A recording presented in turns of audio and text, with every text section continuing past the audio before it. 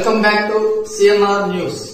వార్తలు చదువుతున్నది మీ చొప్పరపు నాగేశ్వరరావు. దర్శి పట్టణంలో నమ్మకముగా నాణ్యముగా అందమైన ఆభరణములను అందుబాటు ధరలతో సకాలంలో అందించి ఖాతాదారుల మన్ననలు పొందిన Amrutha Sai gold house and pawn broker. తాకట్టు వ్యాపారం, బంగారు ఆభరణములపై రుణ సౌకర్యం కలదు. ఇట్లు మీ Devathi Ramarao, Devathi Eshwar Sai. Amrutha Sai gold house and pawn broker, గడియార స్తంభం వద్ద, కురిచేడు రోడ్, దర్శి.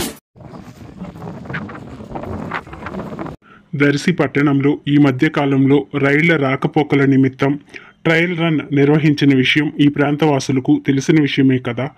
అదే రీతిగా దర్శి తెలుగుదేశం పార్టీ కూడా ఊహాగానాలలో తేలియాడుతూ ముందస్తు ట్రయల్ రన్గా విద్యుత్ చౌర్యం ఎలా చేయాలి, చేస్తే పరిస్థితులు ఎలా ఉంటాయని యథేచ్ఛగా విద్యుత్ చౌర్యం నిర్వహించిన ఘటన ఆలస్యంగా వెలుగు చూసిందని కొందరు అక్కడక్కడ చర్చించుకుంటున్నారు.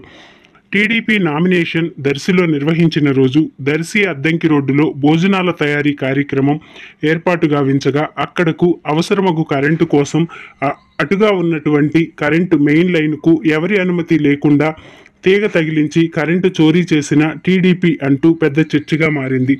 ఈ విషయమై విద్యుత్ శాఖ వారు ఈ విషయం తమకేమీ తెలియదని బుకాయించి మరలా తమ దృష్టికి వచ్చిందని అంటూ తమ అనుమతి లేదని కూడా వ్యక్తం చేసినట్లు సమాచారం.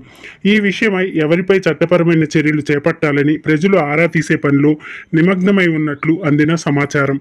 అంతేకాక నామినేషన్ రోజు స్వయంగా ఆ పార్టీకి చెందిన వారు ఆ పార్టీ శ్రేణులకు, అభిమానులకు ఇష్టానుసారంగా మద్యం కూడా పంపిణీ చేసిన వైనం వెలుగు చూసింది.